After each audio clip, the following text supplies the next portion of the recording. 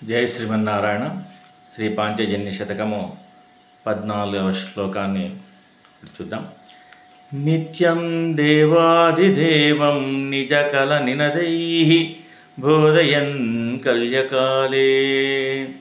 నిత్యం దేవాదిదేవం నిజకల నినదైః బోధయన్ కల్యకాలే. పశ్చాదారాధనేపి ప్రకటిత నిజ గంభీర రావేణ భూతాం. రక్షసంఘాశ్చ దూరం గమయనతిరతాం మంగళాని ప్రయుంక్తే. సోయం శంఖాదిరాజా మమ వసతు గృహే సర్వమాంగళ్యదాయీ.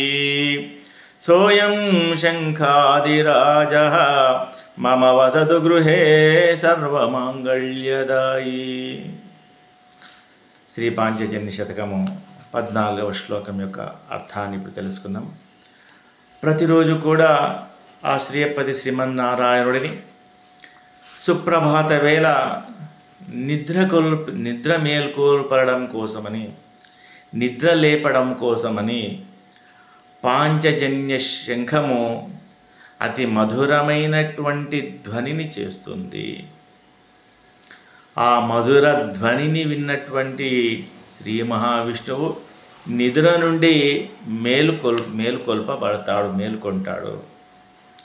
స్వామివారు లేచిన తరువాత ఆయన యొక్క సేవ కోసమని అనేక మంది భక్తులు, దేవతలు, ఋషులు, మునులు, తాపసులు వీరందరూ కూడా ఆ శ్రీమన్నారాయణుడి యొక్క కైంకర్యం సేవ చేసుకోవడం కోసమని ఎదురు చూస్తూ ఉంటారు.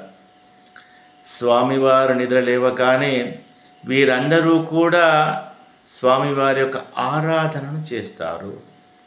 అనేక రకములైనటువంటి సపర్యలు చేస్తారు, సేవలు చేసుకుంటారు.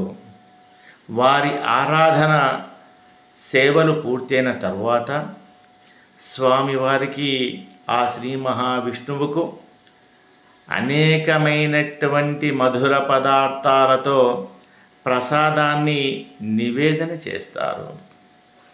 అలా ప్రసాదాన్ని నివేదన చేసే సమయం లోపల మళ్ళీ ఒకసారి ఈ పాంచజన్య శంఖము భీకరమైనటువంటి గంభీరమైనటువంటి భయాన్ని కలుగజేసేటువంటి శబ్దం చేస్తుందట.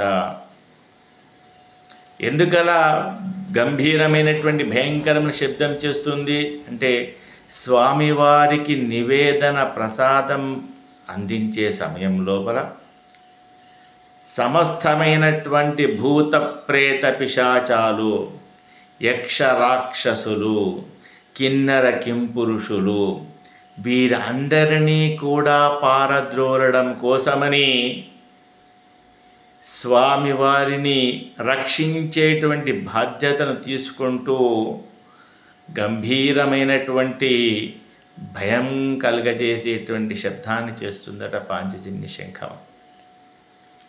స్వామివారు ప్రసాదాన్ని స్వీకరించిన తర్వాత మళ్ళీ మృదు మధురమైనటువంటి శంఖ ధ్వనిని వినిపించి ఓంకార ప్రయుక్తమైనటువంటి ఆ ధ్వనితో ఆ శ్రీ మహావిష్ణువుకు అనేక మంగళాశాసనములు చేస్తుంది.